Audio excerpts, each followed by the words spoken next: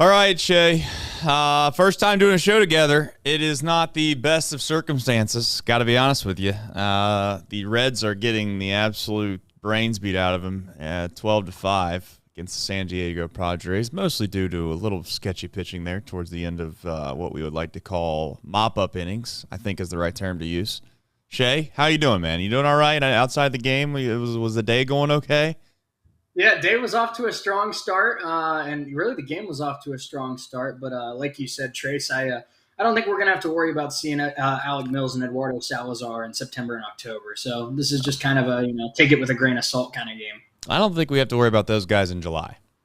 I know it's July 1st. Maybe mid-July is the right term to use.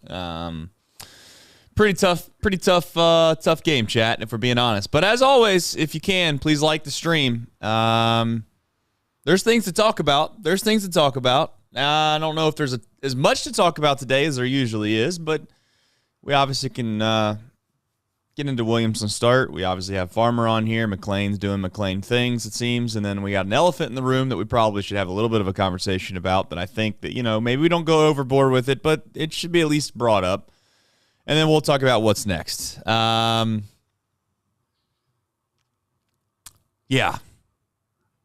This team's got a lot of exciting components to it, but it's also got some really big question marks to it, Shay. And I don't know what's going to happen, but I guess we're all going to sit around and find out together. Yeah, and it's really, this next 30-day stretch, all 30-day stretches are important, but this one's really make or break for the whole season because you have, give or take, 30 to 45 days before you get Hunter Green and Nick Lodolo back. They said you expect to get Ben Lively back in the next couple of weeks, but right now, you hope what you saw from Graham Ashcraft today is what we see moving forward. You hope what you saw from Brandon Williamson is what we see moving forward. You hope what we've seen with Abbott can continue, but you have a month to stay afloat in the division race before you get your two big horses back, and we'll see if they're if they're up to the task of staying alive in this race. Yeah. If anything, it's kind of one of these games here where it feels like you just got to get it out of the way. Just keep it moving. Don't put too much stock in this game in and of itself. The old cliche that we always say, right? The cliche with Shay is it's just one of 162. Absolutely. And one of the truest statements I've seen all year, I was lucky enough that it was one of my 600 tweets I could see. Did you get rate limit exceeded today? We'll actually save that. I want to hear what you have to say first. But Bryce Spalding, I think 4 or 5 games into the year, tweeted and said, some of you aren't cut out for an 162-game season. And every time the Reds have games like this, that's kind of what I go back to. It's a long year. One of the age-old sayings, Trace, is 162 games. It's a given you're going to win 50. It's a given you're going to lose 50. It's the next, 62. What are you going to do with those? And so this is just one of the 50. That is right. We've said that on the show before. Bryce Spalding sometimes needs to heed his own advice. I only say that because I like Bryce. Friends with Bryce. At least I think I'm friends with Bryce. I like Bryce, but I say that a little fun tongue-in-cheek to him because there's times where he gets passionate too on the old Bluebird app. There's times where it's like, hey, I don't know if it's as bad as we're making it out to be, but that's just what Twitter's for. Now, did you get rate limit exceeded? Is that the right term to use? So what I'm learning is I think it's really only for the mobile app, Trace, because on my phone, I have absolutely, it seems like, hit my limit today because every time I try to go on Twitter on my phone, it says, Twitter will not refresh, all that kind of stuff. But on my computer, I hopped on Twitter and everything seems to be loading okay. So maybe they haven't figured out the mobile part or, the web app browser thing yet. But gotcha. Phone-wise, Elon's trying to tell me to go outside, I guess. So. Yeah, Elon's having one hell of a day today. I can tell you that. He's I don't know what he's doing. I'm kind of a blind faith follower of what Elon says in regards to his Twitter Bird app. I don't know. Maybe I like the ignorance is bliss method with me. It's like I don't really want to feel like this thing's falling apart. So maybe there's some plan he's got underneath the layers here that he's wanting to. He needs the servers to be limited for a certain amount of time, and they realized there was only one way to do that, and that was to limit people. So maybe they're doing it for a day, and he's going to go back. Tomorrow's going to be back to normal. I don't know. Do you have any conspiracy theories, Shay? I mean, maybe it's some sort of midlife crisis for him because, I mean, he's also said that, he wants to get into a cage fight with Mark Zuckerberg. So, I mean, the last 10 days of Elon Musk's life has been kind of all over the place. We've hit both extremes. Yeah, well, maybe he's read a couple marketing books and he found the line, bad press is still good press. I don't know. It seems like that's something he's taken to heart, though. Apparently. Yeah, apparently. I mean, it's just I'm curious to see, like you said, the direction he goes with Twitter. But the news today has ticked off a lot of people, and it just seems like as of this moment, we don't know what the long-term plan is. But it seems like limiting your your product to your supplier is not a great business model. Well, yeah, we'll see how it goes. I'm not going to defend him. Not trying to defend him. All right, chat. It's folks that are so we got some topics. We'll get into these topics. I know that people are trying to jump into them right now. I'm trying to save ourselves a little bit for the show. Got to have something to talk about during the show. I'm a little indifferent, if we're being completely frank. I know that's another, what would it be, a crutch that I have? Another language crutch? What's the term to use there when you have idioms? Idioms is one of the words. I think a crutch word's the right phrase for that, yeah. Crutch, yeah.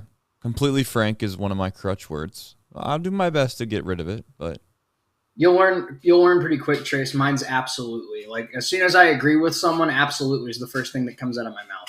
There you go. Yeah. You can only be so good at public speaking. If I was unbelievable at public speaking, then I don't know if I would be doing this show. So maybe there's pros and cons. Jake Sweeney, though, they're out here. Hunter Green. That's right. Andrew Abbott's starting tomorrow. Don't forget it.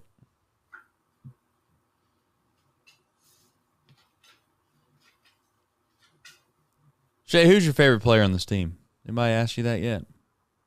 I have been asked that, and it's tough because I know a lot of people say Spencer Steer, as they should. I mean, I think he's a gamer, he's a team player, but love Matt McLean. Really have grown to enjoy Will Benson, but when I was asked this a couple weeks ago, I think I'm going to stick with my answer. I'm going to go with Alexis Diaz. It's been a while since it felt like the Reds have had that shutdown closer. I know this is a bad time to say that since he blew the save yesterday, but it just feels good to have a guy that comes in the ninth inning and you just know he's going to get the job done. So I'm a big Alexis Diaz guy. He's come from not being a top 30 prospect to being one of the best closers in baseball.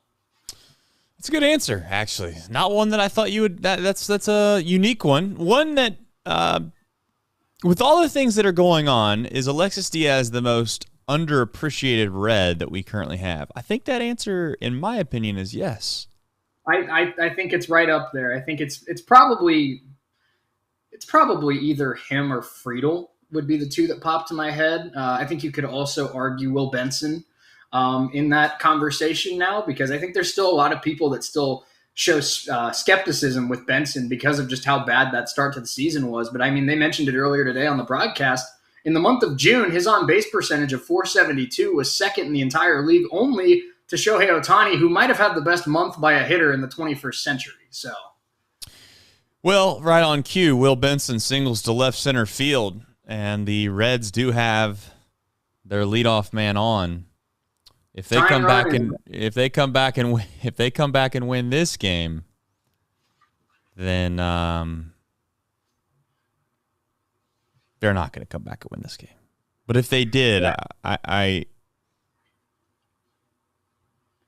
Well, the tying run is Joey Votto, Trace, and he's only 6 spots in the order away. So that's right. You just got to get him up. You just got to get him up. Got to swing at strikes too. That would be a start. TJ Friedel struggled today. The Reds had gotten like 4 or 5 innings in a row. We got the leadoff man on, and just were not able to really capitalize on that all day long. It really felt like they had Walker's number for a good portion of that game or of this game, and just couldn't get more than one run off of him when it felt like we had 8-9 base runners. So, but since we touched on Will Benson, with that hit, Trace, after starting the year hitting 053, I think it was, he's got that average all the way up to 299. He's one hit away from being a 300 hitter. Yeah, Will Benson's been incredible. He has been incredible. Mr. Juan asks in the chat, I bought tickets to the 17th, July 17th, Chatterbox Reds night. What happens if the game gets rained out? Well, Mr. Juan, let's hope that doesn't happen. I would be under the presumption that this isn't a fact. This is what my presumption is. I would assume that the Reds would then give you your rainout date ticket whenever that would be. And I would assume we would get stuck with that date. And that's just the way it is. Just like any other game, I would assume that's the way they would treat it. Let's just hope that doesn't happen. There's not that many rainouts in the middle of July, but it's possible. 2 outs away, if you're keeping track at home.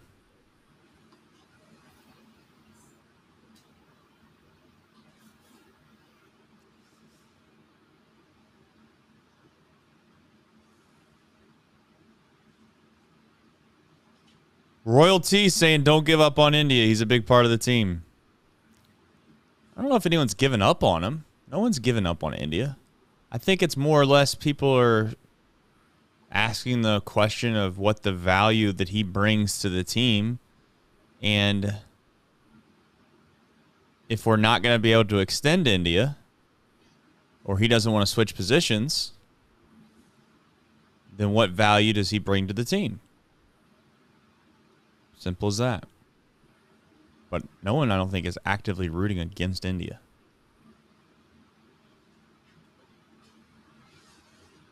So, and I know we did this show before. As far as moving him to left field, it's kind of the same situation, Shay, as moving Tyler Stevenson to like first base or DH. Mm-hmm. You know, the value that you have as a hitter at the position that both of those guys play. Right. It plays really well if they can play the position that they're trying to play. It doesn't play so well if they have to move to a different position like a left field or a right field, like a corner outfield spot, where I think India ranked 22nd out of 30 corner outfielders in OPS for the National League. So exactly. Yeah, it's like the same debate that people have, like you said, with Tyler Stevenson, where if he's playing catcher, he's one of the most valuable offensive catchers in baseball. But if you move him to DH or first base, all of a sudden he becomes probably league average at best because he does not supply that power that you would want from the first base DH spot. But looks like McLean just grounded into a double play, and that's the whole ball game. Well, that's good. That's good news for me, and that's fine. I'll take spoilers tonight. I will take spoilers tonight. What are you watching, on the Game Day app, or are you on the? I switched over to Game Day because my TV is out of range for me to turn it off. So. And I just watched it. Yep, that's a 4-6-3 double play, and that will be the ball game. Well, as you always know, we got stuff to talk about. The Reds lose 12-5. Me and Shay are going to do our best to run as good of a show as we can. So, here we go.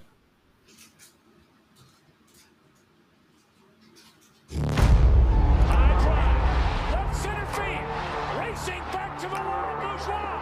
The Reds are National League Central Division champions. In the air, left center field.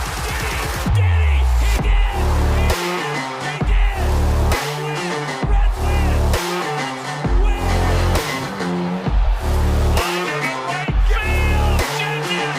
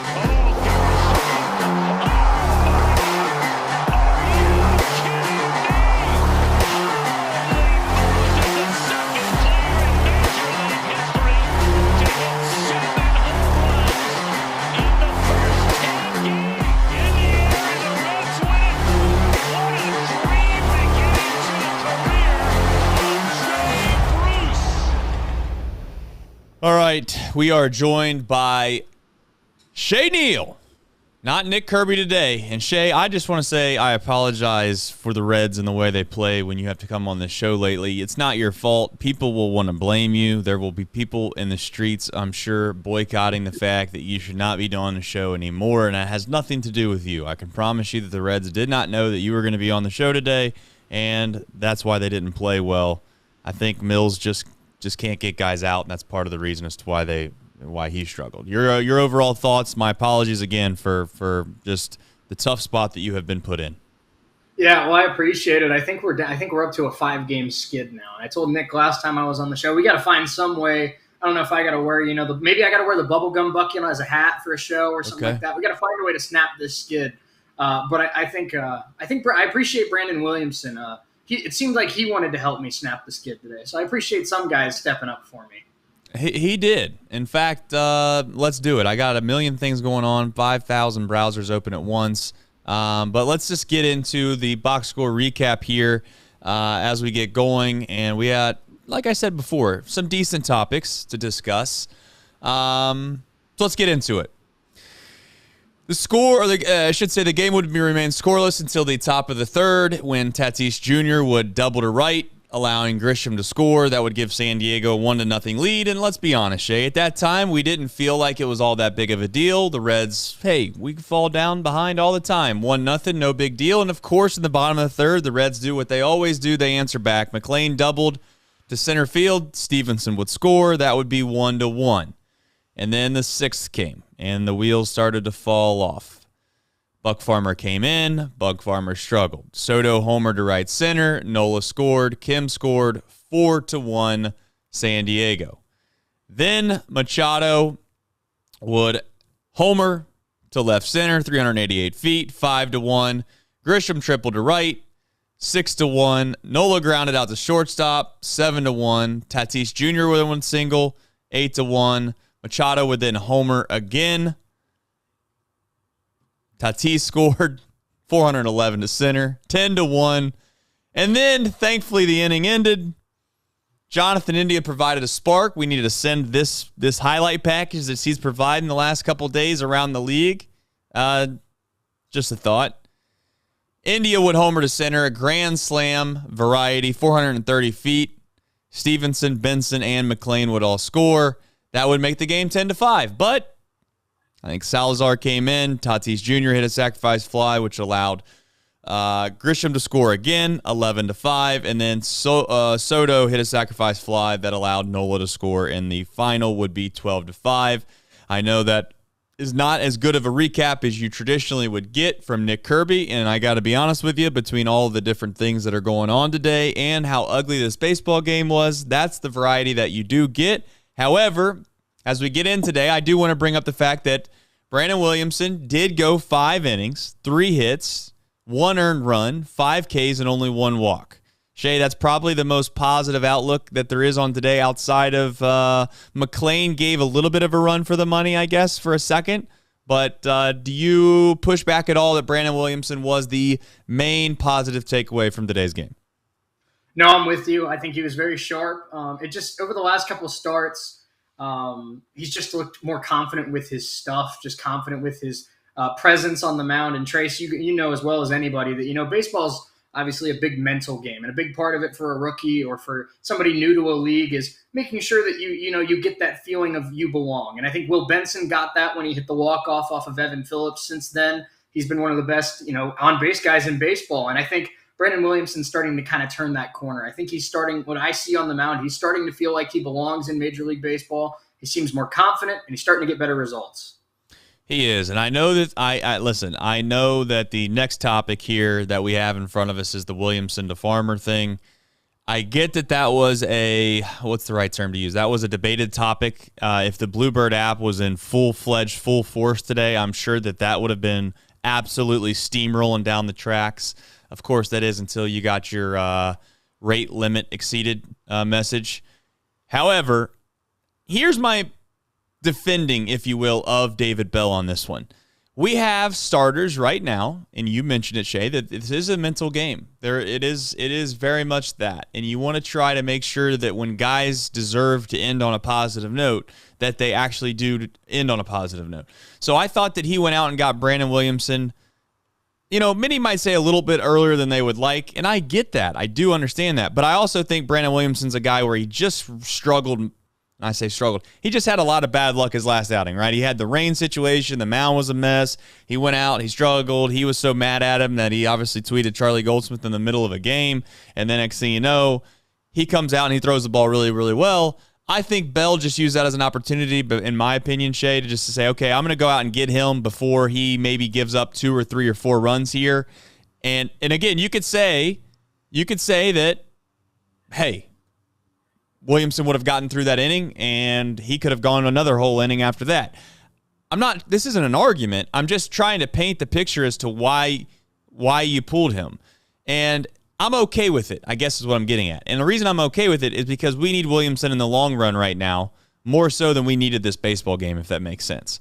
And I'm not suggesting that it's all, next start, Williamson's a guaranteed to go out there and throw a jewel just because, he had a good start today and he got pulled early. But we need to keep in mind that these are young guys. This guy is a rookie. He just went out and had a really, really tough, weird situation happen to him. The last thing I want to do is leave him out there for 3 or 4 or 5 batters too long. And the next thing you know, his confidence takes a pretty big hit, and we still lose the game. I don't know what your thoughts on that were, Shay. Did you feel like they went to Farmer too early? What was your overall thoughts on the impression with Williamson coming out? I think, like you said, it can be argued that David Bell got him maybe a little bit premature, but I'm with you in the sense that I think, Brandon Williamson's, needs to kind of end. I think there's a great chance for Brandon Williamson to end the first half on a pretty positive streak here, where he did look sharp in Baltimore before the rain came and before the mound kind of threw him off. He looked good today. It looks like his next start is going to be against a pretty subpar Washington Nationals team. And then if he can have a good performance in D.C., that's, 2 back-to-back really impressive starts. His stuff's getting better every time he takes the mound. I think that could be a big confidence boost for him, which would be big because coming out of the All-Star break, they have Milwaukee and San Francisco, 2 playoff-caliber teams, and they're going to need Brandon Williamson to have some confidence. Yeah, and Nick brings up a good point in the chat. And there was also a good point in the chat earlier. So Mr. Mo said we also need our bullpen, and then Nick obviously said that Law and Santillan will be back to help Farmer and Jabot out a little bit in regards to how the frequency in which they pitch. We have some help coming in this bullpen in regards to a little more depth. Yes, we do. Do we know what we're getting out of Santillan and out of Law when he comes back from injury? We don't know yet. That's the only thing I would be a little hesitant about because you're not ever for sure what guys are going to be like when they come back from injury. It's as simple as that.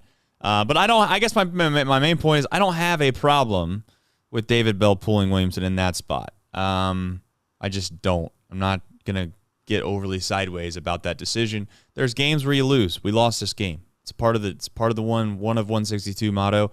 And the next thing I would say too is like it shouldn't be this way, but I also think that there's a little bit of a different managing style based off of where you're at and what's happened lately with the wins and loss perspective.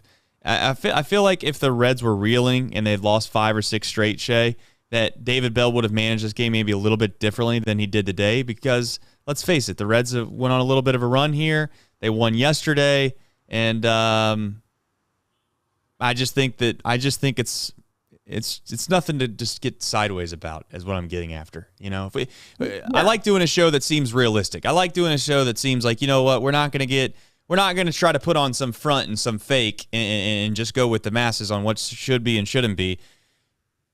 If Buck Farmer goes out and does what Buck Farmer does all year long, Shay, for the most part, besides the last 2 outings, he shuts the door down. They probably go a different route in regards to who they're throwing. They don't run Mills out there. They don't run Salazar out there. So, Shay, that's kind of my main point. We brought in Buck Farmer, and it's not like we brought in some guy. We didn't bring Mills directly into the game, Shay. Mm-hmm. No, I agree with you. I have 2 points kind of to bounce off that. And the first one's exactly what you said. Hindsight's 20/20. They take out Brandon Williamson. They put in Buck Farmer, who's been good a lot more than he's been bad this year. And, if Buck Farmer gets Juan Soto out and gets Manny Machado out, they get out of that inning still tied. decent chance the Reds take the lead in that bottom half. Walker was kind of on the ropes. And all of a sudden, maybe we're not talking about, what we're talking about with did he pull Williamson too early. But I think another part of this is, you never intentionally throw a baseball game. But once Juan Soto hit that home run and made it 4-1, I think David Bell thought, I've got a really talented rookie pitcher going tomorrow in Andrew Abbott against a Padres lineup that, struggles to hit the fastball and has been very inconsistent this year. And now you're going to have guys like Jabot, Sims, and Diaz all on a day of rest. You can still win the series with a win tomorrow. We talked about it in Baltimore. Frustrating game in Baltimore. They bounce back. They win the series. Frustrating day-to-day in San Diego. You come out tomorrow with Abbott. You have Sims, Jabot, and Diaz. Still a great chance to win the series. I think Bell was looking more at, the big picture of winning the series versus maybe the smaller picture of winning today. I agree. And I know that people are going to say, well, if they won today, they won the series. Well, today, the statistical chances of them winning when Farmer came in, and then not even Farmer. I think the decision was made to call off the dogs once Farmer gave up the bomb, but that's here nor there. Let's talk about Matt McLean really quickly. He's starting to become, and I've said this multiple times in this show, I think he's my favorite player. I think he's this team's MVP. I'm willing to be talked down off that a little bit. It's just that he does things that most, I don't want to say most, Ellie De La Cruz gets a lot of credit, rightfully so, Shay. I'm not downplaying anything that Ellie does at all when I say this. But the ball that Ellie struggled to make the play on today, the short hop play, Matt McLean has made that play a good amount, and no, I don't want to say no one bats an eye at it. It's just like, okay, that's Matt McLean. He's making the play. Today, he ranges over to a ball to his right, or his left, and he dives, catches it, gets up, fires to first, makes it look super easy. He didn't make it super easy, but he just makes these plays look easier than they really are. So I guess my main point is I don't want that to go underappreciated. And the second thing is we keep saying this can't keep up. Shay, maybe he's just that good. Is he that good? It's very possible that he's just that good. But going back to what you said on him defensively, I mean, maybe this is a bad comp because you're going to have to forgive me. I turn 24 later this month, so I don't have a ton of Reds history to go based off of. But he reminds me a little bit of just what Brandon Phillips brought to the table. I don't know if Matt McLean's going to win 4 or 5 gold gloves like Brandon Phillips did, but you almost get that sense of he's so consistent and so just solid that it doesn't surprise you when he makes a tough play. We've seen so many short hops. We've seen so many tough throws. We've seen so many picks. I mean, it just doesn't surprise us, like you said. I mean, it's just Matt McLean playing baseball. And I think he's got a little bit of that Brandon Phillips in him where it's like, Brandon Phillips makes a tough play. For another guy, maybe we'd be like, wow, that was a really good play. But for Brandon Phillips, we'd be like, that's just Brandon Phillips. That's what he does. And I think we're starting to feel like that's just Matt McLean. It's what he does. I tweeted something earlier today, Trace. He had 3 straight at-bats with an extra base hit. Hit the home run yesterday and then 2 doubles to start today. There's a lot of good hitters in this lineup, but I think we're getting to the point, and I'd love to hear your thoughts on this. I think we're getting to the point where I think it's a pretty solid take to say that the 3 strongest pure hitters on the Cincinnati Reds right now are Spencer Steer, TJ Friedl, and Matt McLean. Yeah, what's funny is the only thing that I think that eventually could come around, in my opinion, would be I think Ellie is a dude. I know Ellie's struggling a little bit, but I do think Ellie is a dude. And what's funny is, and your point is valid, the most confidence that I have when guys walk up to the plate is mostly our young guys. It's mostly our young guys. It's almost everybody that we have good team control over. And then that's a very, very, very nice thing to know as a Reds fan, is that when Matt McLean comes up, this guy's a rookie. When Spencer Steer comes up, this guy's a rookie. When Ellie De La Cruz comes up, he's a rookie. TJ Friedl has a good amount of team control left. And then I know India has a little bit of team control left with the fact that obviously he's going to go into arbitration, but that's kind of a whole nother talking point that we seem to get into way too much on this show, is the whole Jonathan India thing. And you know what? I think the beautiful thing about all of this is that we're going to find these answers out in the next 30 to 40 days. The Reds are going to have to make some tough decisions, which I think is a good segue into the next piece, which is an elephant in the room. And most people probably know what this was about before they even got to this topic. I hesitate to really try to figure out how to talk about this because it's not a fun thing to discuss. It's nothing that no one's rooting for. No one is outwardly acting like the sky is falling right now either. But there is a little bit of an elephant in the room, and that is if Joey Votto is not able to hit at an average or an above average level in this game, then you need more production out of a first baseman. You need more production out of a DH. And we knew that this was coming. I know that people absolutely wanted to scold Nick and they wanted to scold us to a certain extent about talking about the idea that Joey Votto is coming off of a major surgery, which is no fault to him. And he's obviously dealing with father time, which is no fault to him, Shay. But if this team wasn't in a first-place situation, Shay, if we were 10, 15, 20 games under 500, and it was one of those things where it just kind of let him ride it out into the sunset type thing, and you just run him out there, and what happens, whatever happens, happens, I would be okay with it. But that's not the spot we're in, Shay. It's not. Mm-hmm. And like it or not, this is professional sports. And I don't think that at least it's of my opinion that you should get a little bit of a grace based off of the previous success you've had if the grace is warranted. Right? It's like Tiger Woods right now, if he were to go play golf, when you watch him play at the Masters, you inevitably know when you're watching Tiger Woods, if he's hanging around the top of the leaderboard, Shay, we can all agree that he's not supposed to probably be there. But we can also all agree that it is still Tiger Woods and he probably has a little bit of great golf in him. That's kind of how I feel about Joey Votto. I think Joey Votto has the ability from time to time to still have greatness within him. The problem that I have is that I don't know if that's going to be consistent enough to make it to where he should be taking spots and reps away from other guys. And I'm not trying to kill Votto at all when I say this, Shay.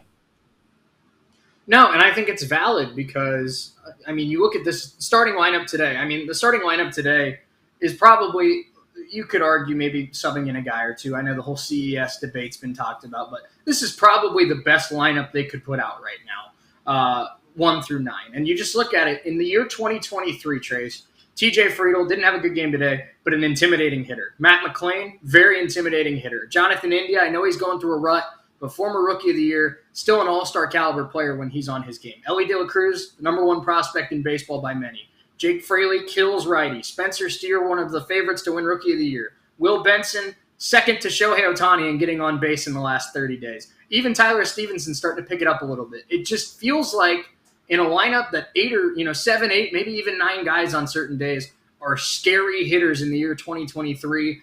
Just how scary of a hitter is 39-year-old Joey Votto right now? And I think I'm with you in the sense that I love Joey Votto. One of the first players I saw growing up, MVP award winner, has been so good to the city, has been so good to the organization. But at what point do you start thinking that maybe first base DH spot, or moving Steer back to first or whatever, what point do you think CES becomes more valuable than what Joey Votto would bring on a daily basis? That's a simple answer, isn't it? That's a simple answer. Don't know what exactly that looks like. And again, I don't think that I'm ready to how do I say this? I don't think that I'm ready to write him off yet. I'm not, to be honest. I think that Joey Votto deserves a little bit more time. I do. And by a little bit more time, I'd like to say a week and a half. Give him another week and a half of solid, consistent play. See what that looks like at the end of it, and then you have to make decisions. You have to make difficult decisions of what that looks like. For those that are saying that maybe you might be overreacting with Votto, and he's still Joey Votto. He's gotten off to slow starts before, and all of that. That is very true, and I'm not trying to be not mindful of that, but he's never came back from shoulder surgery at age 39. That's the difference here. It's you have to be a little bit honest that things are different now. right? And it's mostly different because of injury, in my opinion. It's not because of Father Time. I think Father Time plays a little bit of role in it, but I think the injury is a much bigger deal than people want to make it out to be. Like, oh, he had shoulder surgery. I'm telling you, shoulder surgery, how many, and I know he's not a pitcher, but how many guys have you heard that have gotten shoulder surgery that's a pitcher that have ever had any success? And that's all ages. And I get he's not a pitcher. But my point is it's different than an elbow. It's different than a hand. Your shoulder is a major, major component of how you play baseball. So it's as simple as that for me with Joey Votto. We'll see where it goes. I'm not ready to kick Joey Votto out to the street yet. Okay, let's all be clear on that. But it is something we should at least start to have a little bit of a discussion about. I think he's 0 for his last 17. He's going to have to get probably pinch hit for anytime a lefty's brought into the game in a meaningful spot towards the end of a game. Anything left to add that you think from a Joey Votto perspective that we should keep an eye on? I just think, to put a bow on it, it goes back to what you mentioned about Jonathan India at the start of the show, where nobody's actively rooting against Joey Votto. It's maybe 1 or 2% of people that have some obsession with rooting against Joey Votto. But I think at the end of the day, we're not rooting against Jonathan India because he's not as good of a defender as a Matt McLean or an Ellie De La Cruz. We're not rooting against Joey Votto because he's a 39-year-old first baseman coming off of a major shoulder surgery. At the end of the day, the Cincinnati Reds are in first place on July 1st, 2023, which is something that not a lot of people saw coming, probably including you and me, Trace. And right now, they need to start thinking about putting together the best 26-man roster to chase a division title and make a run at the World Championship, because they are in that position where the NL Central is incredibly winnable this year, and they have a team that is hungry and full of young guys that can win this thing. And right now, if Joey Votto is not one of the best 26 men on the roster, I'm with you that I'm not ready to make that call yet, but there is a point where you might have to make that call, and it's professional sports. Joey Votto, one of the greatest Reds to ever play. He probably always will be. But in 2023, the Reds have a great opportunity to compete for a world championship, and you have to go with the best guys. Couldn't have been said any better, Shay. I think that is a very, very, very excellent way to kind of capitalize or put a bow on the Joey Votto situation. All right, what's next? Some of you are asking where Nick Kirby is. Well, Nick Kirby is on his way to a Taylor Swift concert. I know that maybe he wanted to go himself, or perhaps his wife wanted to go. I don't know what it was, but I can just tell you that's where he's at. I do believe he is planning on being back tomorrow, and there are other things that I want to let you know about. I highly doubt that tomorrow's starters are going to be in here. We'll see. I highly doubt it. Let's see. Oh, nope, it's not, of course. But Andrew Abbott is going to be starting for the Cincinnati Reds tomorrow, which is a good thing for us. And at this point, I don't know, the chat might be able to tell us differently, but right before I went on air, the Padres have not yet named a starter for tomorrow. At least I didn't see it on the sources that I could find. So, Jay, unless you can pull that up in the next few minutes, you let me know. But as far as what's next on this show, please do me a favor right now if you haven't already. Please hit the like button. The likes are very, very, very nice. I know today's in the middle of a Saturday on a holiday weekend, if you want to call it that, so probably not going to have as many folks on YouTube as they normally are, and that's A-okay. We have some OGs in the house. We have some people that want to talk Reds baseball on a nice Saturday afternoon. This is just part of it. I don't want to say I don't care. I care every time the Reds play, but I'm not that overly concerned about it. I'm not. This Reds team's good. We got good players. We'll bounce back tomorrow. We'll go get them. And as far as what's next, the biggest thing that I want to say on this podcast for today is that the next 30 days are going to tell us a lot about where we stand and what's going to happen for the future of this year. You got 2 different series against the Brewers, and I think if we're being completely like realistic with this, Shay, I think what they do against the Brewers will ultimately be what they do come the trade deadline and what they decide to try to do. Let me ask you a really tough question, just because you're a guest on the show and I really want to be hard on you. If the Reds start playing relatively well from now until the trade deadline, and let's say they're 2 games in the lead for the NL Central, and Nick Krall actually got a deal that he otherwise would have taken with a guy like Jonathan India at the trade deadline if they weren't 2 games in first place. Do you think that Nick Krall is going to stick to the process and the plan like 100% and trade a guy like India in the spot that they would be in? Or do you think that he would just say, no, we're not going to mess with this because we got a chance to win the division? I think seeing a trade like that in season would be pretty surprising to me. Now I've seen crazier. I mean, it felt like I don't know, maybe. But I think something I talked about with a friend of mine a couple weeks ago was the way Will Benson's swinging the bat right now. He's 25 years old, and it just really seems like, Trace, we went from thinking this guy might not even ever be a factor to this guy looks like a great 4th outfielder to holy crap, this guy might be a starter and, potential middle of the order bat for this team. And I think, a guy like Jake Fraley, as good as he's been, less control on him than Will Benson, cannot hit lefties, I think, as well as Will Benson. I know Will Benson doesn't have a huge sample size, but I'd like to think that Will Benson's vision and ability to get on base would help him more against a lefty than a Jake Fraley would. I could see with Jake Fraley being 3 years older than Will Benson, when we get to the offseason, maybe exploring something like that, like a Jake Fraley for a starter or in a reliever, or a Jake Fraley for 2 relievers. We saw it with the Mariners and the Blue Jays last year, where Teoscar Hernandez was kind of excess goods for Toronto. They flipped him for a good reliever, and I think it's really benefited both sides. So I think that's something you could see in the offseason for sure. But it would really surprise me if we did something like that towards the deadline. I do agree with your point, though. 9 games against the Brewers by the end of July. And I think if the Reds win 4 games or less, or I'd say less than 4, 4 and 5 still not a deal breaker, but I'd say less than 4, you could look to them maybe kind of kicking the ball to next year and trying to load up for next year. But, if they go 4 and 5, especially if they have a winning record in those 9 games against the Brewers, I think you see them chase a division title for sure. Okay. Fair enough. All right, well, the Cincinnati Reds will be playing tomorrow.